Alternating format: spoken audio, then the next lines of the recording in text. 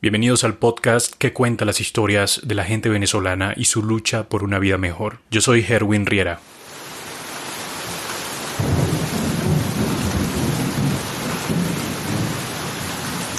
Era el 14 de diciembre del año 1999. Alfredo estaba en casa preocupado porque habían lluvias intensas y habían rumores de que el sector donde vivía podía inundarse. Y de pronto, a eso de las 9:15 de la noche, sentimos en el Ávila, arriba en el cerro, un estruendo muy fuerte.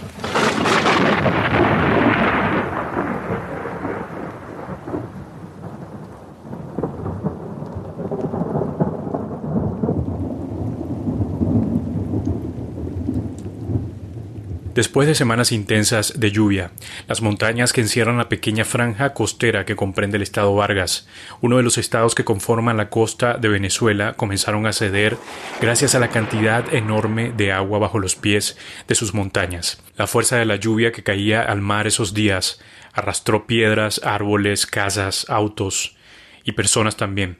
Aquello parecía el apocalipsis. La gente comenzó a aprovecharse de la situación incluso. Todos los negocios los reventaban, los que quedaban, sacaron todo lo que era alimento, sacaban todo lo que era comida. La gente, inclusive algunos comenzaron hasta a abusar de damas, de mujeres, pues, hombres. Entre gritos, oscuridad, desespero, lluvia, mucha lluvia, miedo y desconocer lo que está sucediendo, ¿qué es lo primero que harías? ¿Pensarías primero en tus hijos o buscarías con desespero a tu esposa? ¿Cómo los pondrías a salvo? ¿Serías capaz de sobrevivir a quedar sepultado bajo toneladas de agua con tierra en medio de la noche? Contarlo es una cosa, pero vivirlo en carne propia es aterrador. Todo lo que traía el río, árboles, tal vez piedra, todo eso pegó contra el puente. Cerca del puente había un taller de automóviles, allí tenían gandolas, tenían muchos autos, ¿verdad? Y eso pegó con un impacto ahí muy fuerte, demasiado fuerte, y de pronto, se lleva todo el alumbrado eléctrico, póster, todo. Y aquello queda en tinieblas totalmente. Esto es La tragedia de Vargas, en Venezuela, crisis y esperanza. Luis les cuenta esta historia.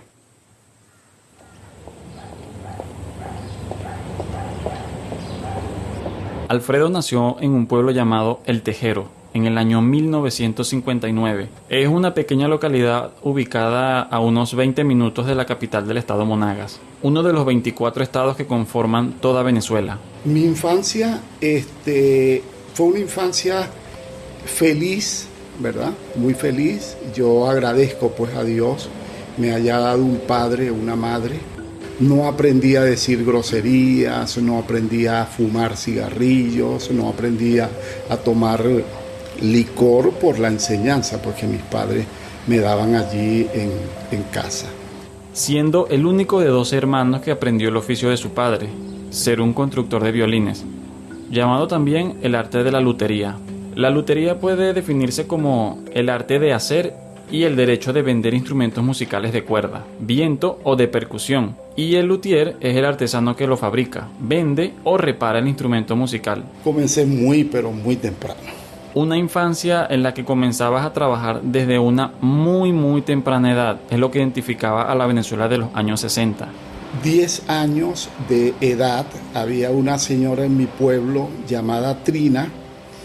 Ella hacía unos pasteles tipo empanadas chilenas, ¿verdad? Con harina de trigo y queso, muy ricos, que gustaban mucho allí en el pueblo. Un día la señora Trina llegó a su casa y habló con mis padres y me seleccionó para yo vender pastelitos. Era una señora que veía a las personas, los muchachos, estudiaba su conducta, su actitud y todo eso, y ella le daba esa oportunidad. El pueblo tenía una parada principal donde todos los autobuses que venían desde la capital de Venezuela, o sea, Caracas a Maturín, debían hacerla. Porque era una parada muy, pero muy importante desde todos los puntos de vista, pues para las gasolineras y para todas las cosas que se vendían allí. En esa misma parada de autobuses tan concurrida, Alfredo, luego de vender sus productos, pasaba a limpiar zapatos. Ya a la edad de 10 años, él contaba con 2 empleos, el cual le generaba un ingreso bastante pequeño, pero que servía como una ayuda para su hogar. Cabe destacar una oportunidad donde llegaron a su pueblo algunas personas de Trinidad con algunos instrumentos musicales bastante peculiares llamados steel band. Esos son unas pipas, pipotes cortados, su tapa la hunden con calor y hacen notas musicales. Recuerdo para aquel entonces hicieron una prueba, algunos de los chicos de ahí del pueblo los ponían a bailar. E iban separando de un lado a los que ellos consideraban que lo hacían bien. De tal manera que ellos hablaron con el papá de Alfredo y le dijeron que había la posibilidad de enseñarme a tocar ese instrumento steel band. Alfredo logra desarrollarse en medio de diferentes grupos musicales. Ya a los 14 años a mí tenían que sacarme permisos para poder llegar a tocar en nightclub porque era menor de edad, pues. Y a su corta edad, Alfredo ya contaba con el talento para ser capaz de ejecutar más de 4 instrumentos, contando entre ellos el cuatro, la mandolina, la guitarra, el bajo eléctrico y el antes nombrado steel band. El tiempo que estuve viviendo allí fueron 20 años, ¿verdad? La edad de 20 años. Aún para ese tiempo yo no tenía tenía el tercer año de bachillerato aprobado, no era ni siquiera bachiller. Habían cosas de su padre las cuales decidió imitar. Yo le decía, papá, hay muchas cosas que yo voy a imitar de usted, pero hay otras que no. Como por ejemplo, el tener 26 hijos de diferentes mujeres, como se le cuentan. Mi mamá comparaba mucho nuestra familia con otras familias. Mi mamá decía cosas así que marcaron pues mi vida, donde ella decía, mira la familia fulana de tal, que ellos son en su casa son 3 nada más y no le falta nada en el sentido de hablar televisores, neveras. Este tipo de situaciones, escuchar a su madre quejarse por no tener nada, aunque sí tuviera, o comparaciones con el estilo de vida de otros, lo impulsaron a decidir salir de su pueblo. Mi primo con mi tía, ellos tenían otros familiares en el oriente del país, ellos vivían en La Guaira, y cada cierto tiempo pasaban por la casa y les decía, pues yo quiero salir del pueblo, quiero estudiar. Una de las cosas que recuerda es cuando era pequeño, él no podía esperar el momento para salir de sus clases en la escuela y correr para meterse al taller y ayudar a su papá a crear instrumentos musicales. El momento que yo decido decirle a mi papá de salir, de irme, es la primera vez o la segunda vez que yo recuerdo a mi papá llorar. Su papá le decía, de mis hijos el que menos debería irse de la casa eres tú. Y dentro de eso, ambos lloramos pues en la despedida. Eran algunos kilómetros de distancia hasta el sitio donde Alfredo finalmente agarraría el autobús para dirigirse a su destino, el Estado Vargas. En esos años, el Estado Vargas poseía un excelente campo laboral para todo aquel que se aventurara en sus tierras. La economía del Estado Vargas se ha basado en distintas actividades, especialmente importante todo lo relacionado al turismo. Años anteriores a 1999 se habían realizado grandes inversiones de dinero en la construcción de zonas residenciales, en hoteles, en posadas, clubes, balnearios, restaurantes y el mantenimiento y restauración de sus playas. Una de las actividades más lucrativas y con mayor atractivo para los habitantes del estado es la que provee la zona aduanera, el aeropuerto internacional, el puerto y los centros de transporte terrestre. La Guaira es el nuevo nombre con el que se conoce al pasado Estado Vargas. El estado costero de Venezuela cambia su nombre a partir de este jueves y pasa a denominarse La Guaira. Esta medida recupera las raíces propias de la identidad, pues es un vocablo guaira que usaba el pueblo aborigen caribe para referirse a este caluroso territorio. Yo trabajaba cargando desde La Guaira, desde el aeropuerto, ¿verdad?, internacional de Maiquetía, a Caracas, a La Silsa, a cargar el camión con jugo, con leche y todos esos lácteos que luego se equipaba pues el avión. Con mucho esfuerzo y sudor, Alfredo alcanza sus primeros trabajos en empresas privadas. Es muy agradable escuchar estos tiempos de Venezuela donde tanto esfuerzo y sacrificio eran recompensados con beneficio y mejores sueldos para ti. Durante 2 años, Alfredo estuvo en esta empresa y al mismo tiempo su sueño de ingresar a un conservatorio también se había cumplido. Pareciera que cada cosa que se propuso lo había logrado. En ese transcurso de asentarse en el estado Vargas y comenzar a estabilizar su vida allí, cosa que no fue para nada sencilla, Alfredo decide conocer una de las muchas iglesias que existían en ese tiempo, allí en la zona donde él vivía. Y es justo en ese momento que decide ir donde finalmente conoce a la que es hoy en día su esposa. Allí es donde yo veo por primera vez mi esposa.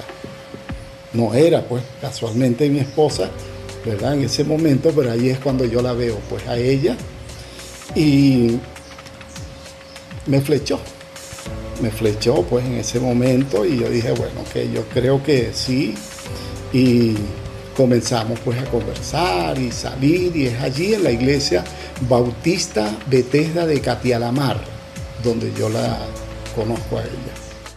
Donde menos lo esperaba, allí donde terminó conociendo a quien se volvería su compañera en todo este recorrido llamado vida. Alfredo finalmente se casa en ese sitio del estado Vargas y es allí donde él decide sentar cabeza y comenzar la otra parte de su sueño, su familia. Durante 20 años hizo vida en esa zona de Vargas y es donde él tiene sus 4 hijos junto a su esposa. A pesar del largo trayecto y de las dificultades que Alfredo pudo pasar desde su temprana edad, es este sitio el que le ofrece más estabilidad, seguridad, amigos verdaderos y el amor. Estas son razones más que suficientes como para que alguien decida echar raíces y decidir querer pasar su vida allí.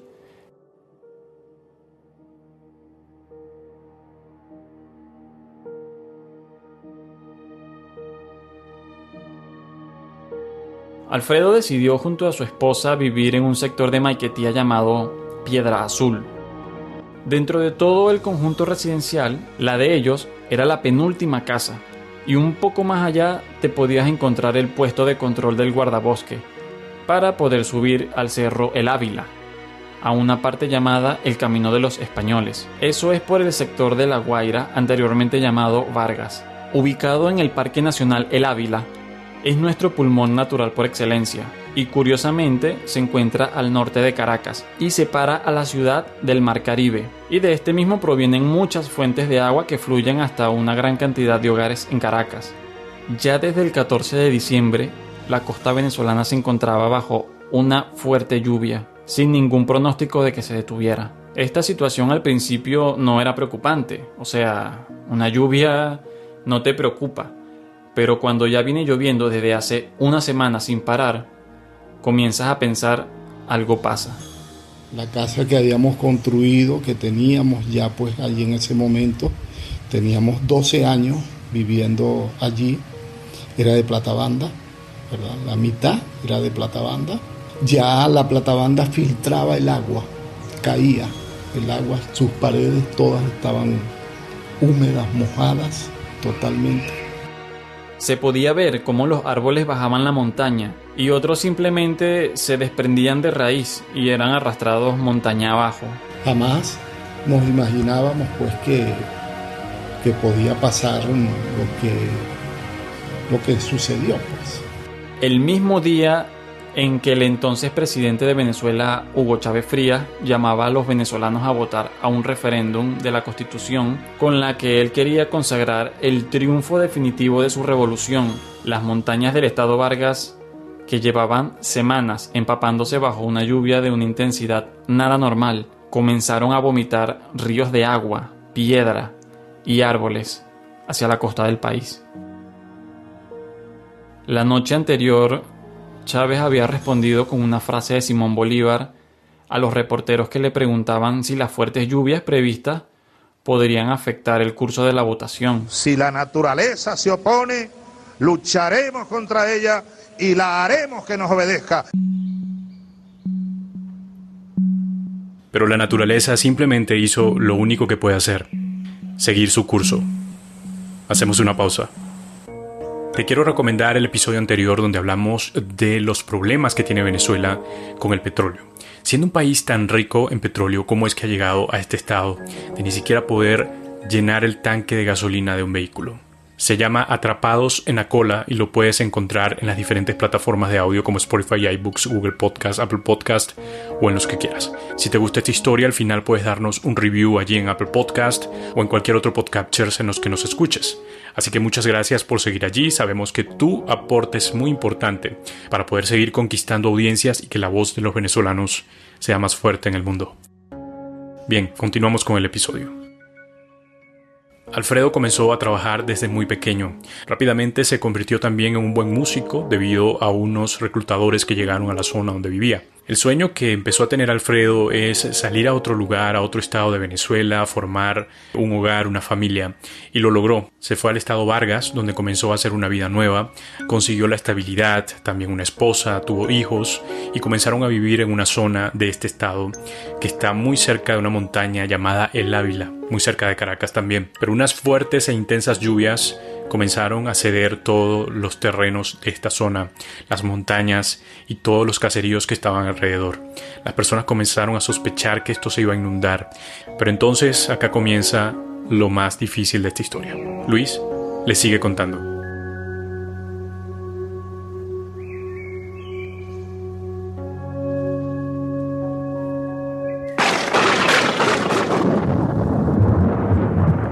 Un día antes de la tragedia, Alfredo recibe una llamada bastante preocupante que los hace considerar seriamente el salir de su casa hasta un sitio seguro. Aquí en mi sector donde yo vivo cayó una casa completa. Se derrumbó de buenas a primeras. Casa de platabanda y todo, y murieron las personas porque fue sin previo aviso lo que aconteció.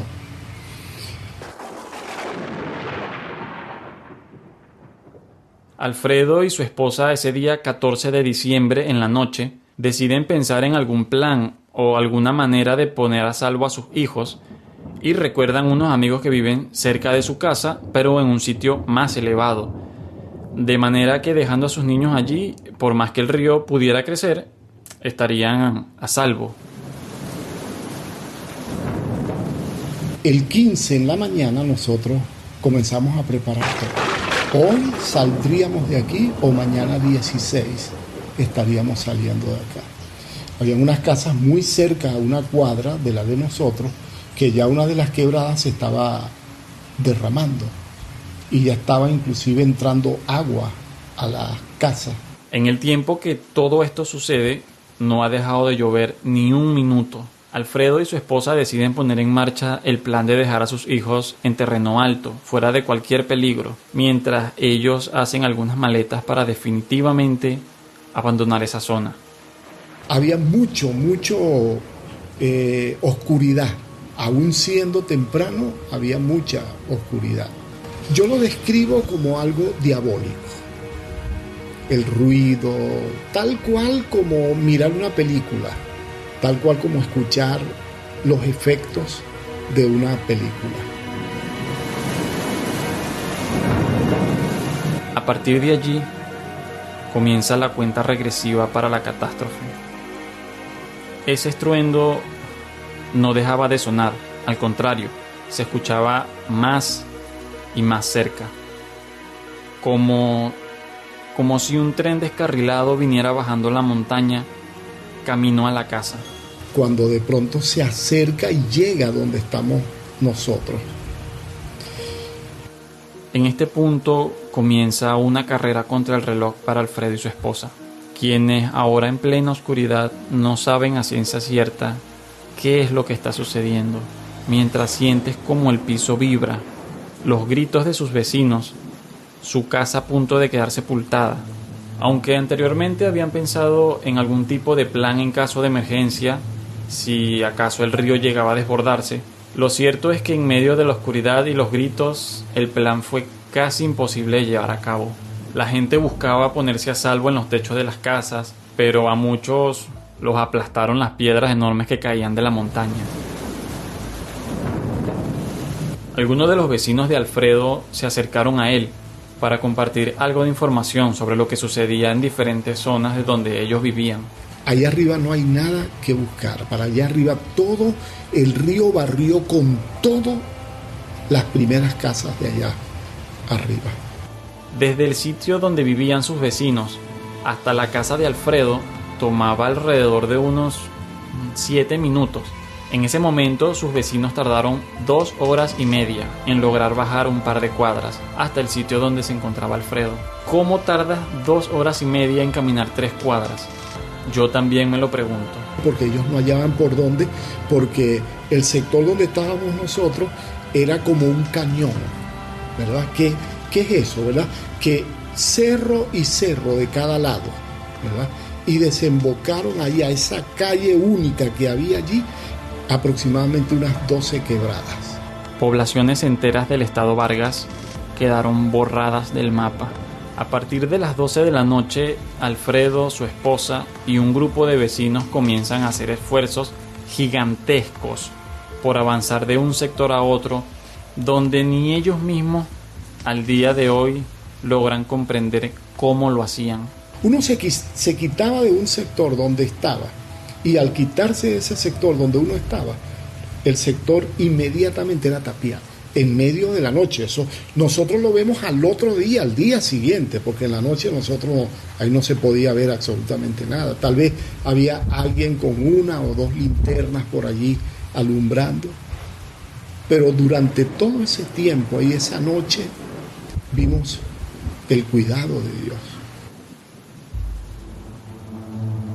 Durante toda la madrugada, Alfredo, su esposa y el grupo de vecinos fueron poco a poco moviéndose de un sector a otro, con el peligro a sus espaldas de quedar sepultados bajo metros de agua, tierra, árboles, piedras. Algunos allí se cortaban, otros se enterraban espinas, estacas de madera, cabillas, pero la gente sacaba la fuerza de donde no la tenía.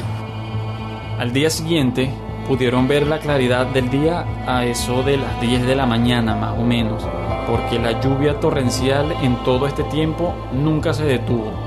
Cuando logran voltear y ver la magnitud de lo que había sucedido, no había palabras que pudieran describir lo que sus corazones sintieron. Zonas totalmente desaparecidas, edificios de 3 y 4 pisos tapados hasta el último piso. Era imposible reconocer dónde estaba de pie la casa donde vivieron todos estos años.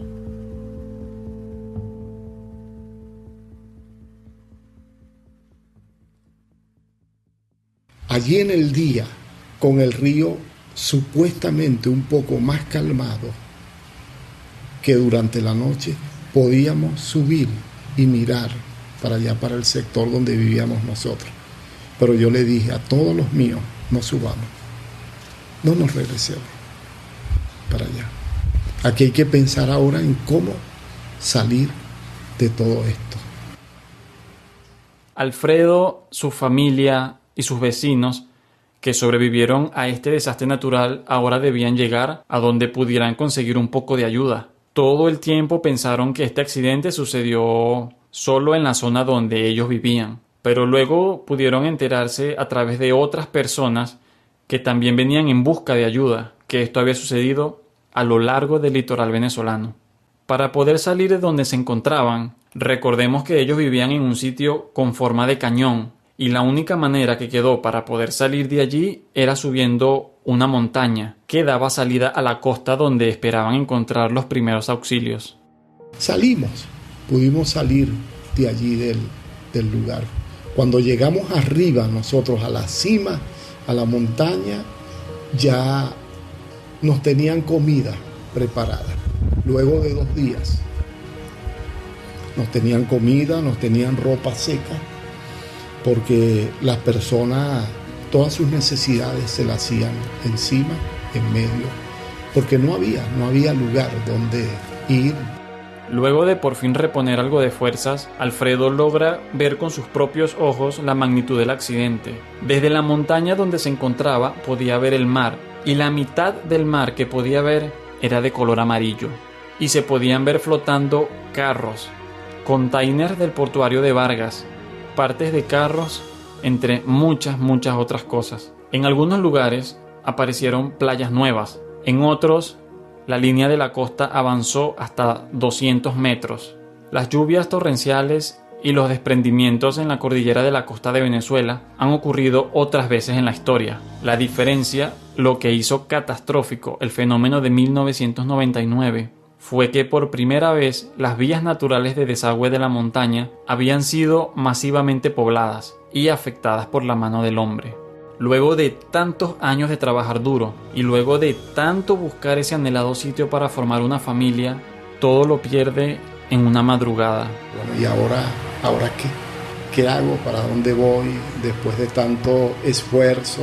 Alfredo y su familia se dirigen a una de las avenidas principales en busca de primeros auxilios, y a medida que caminaban podían ver un mar de personas llorando, gritando, sin esperanzas, buscando a sus seres amados que posiblemente se encontraban enterrados montaña arriba. La primera noche en ese lugar no se pudo dormir ni descansar absolutamente nada.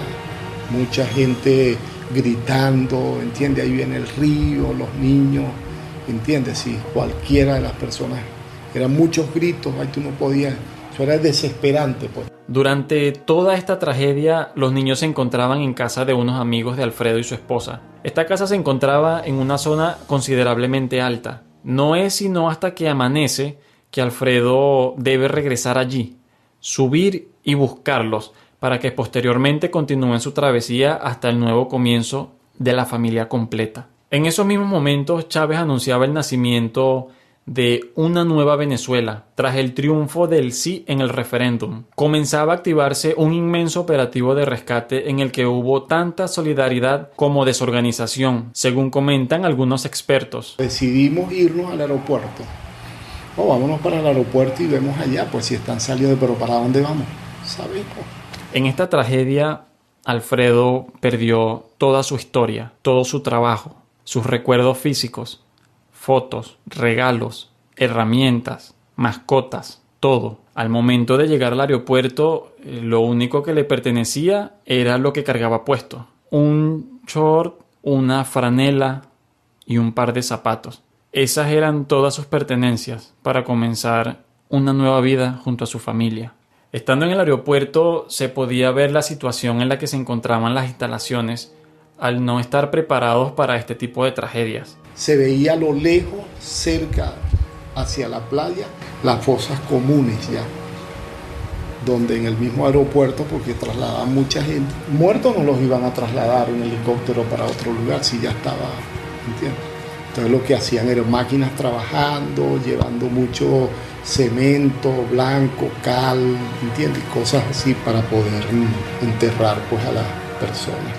Finalmente, Alfredo y su familia logran montarse en un avión con destino a otro sitio de Venezuela que ellos desconocían por el momento, pero ese se convirtió en el punto de un nuevo comienzo. Un avión lleno de tristeza y desesperanza, sin saber qué van a hacer y sin saber a dónde van, pero con un ingrediente que no muchos lograron en ese tiempo de tragedia: lograr salir con su familia completa. Para Alfredo, esto era lo más importante.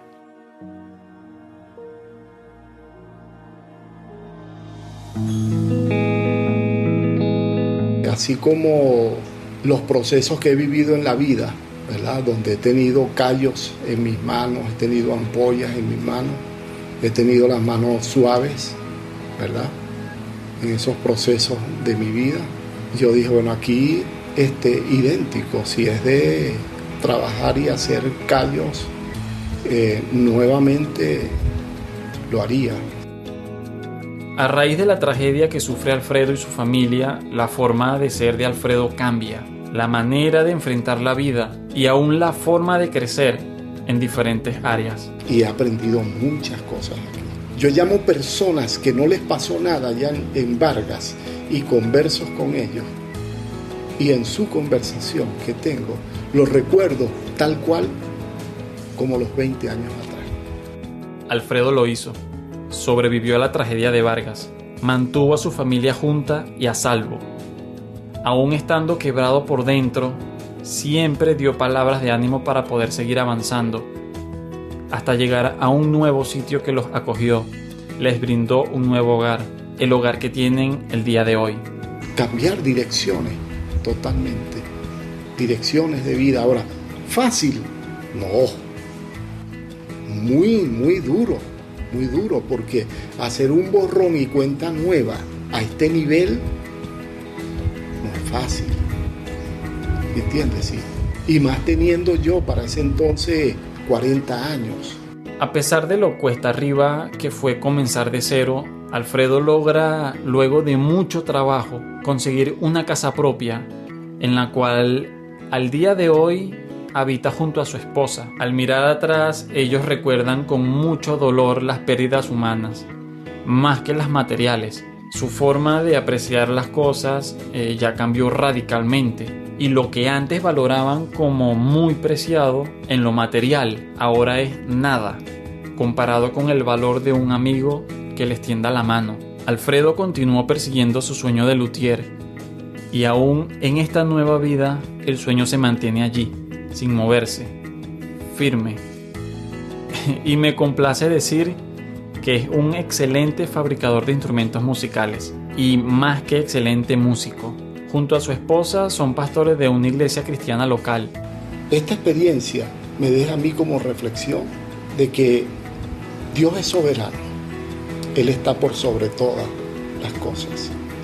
Que lo que Él haga está bien hecho. Aún así, yo no lo entienda. Que me cueste y me lleve tiempo entenderlo luego, a mí me deja como reflexión que aún la crisis, por mayor que sea, Dios te levanta. Que Él está contigo, que nunca has estado solo en medio de la crisis.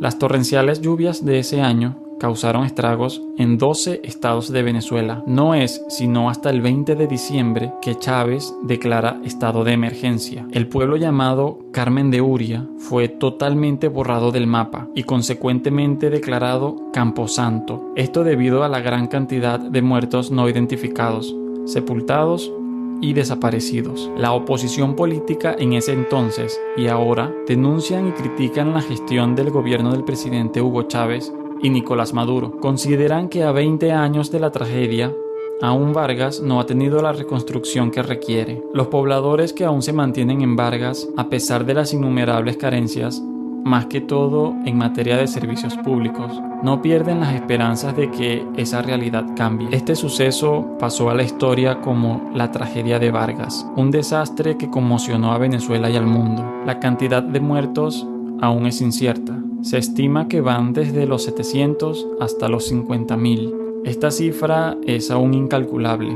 Se llegó a esta conclusión a través de un censo hecho a la población antes y después de la tragedia. Todos estos datos fueron dados por el Cuerpo de Defensa Civil de ese momento.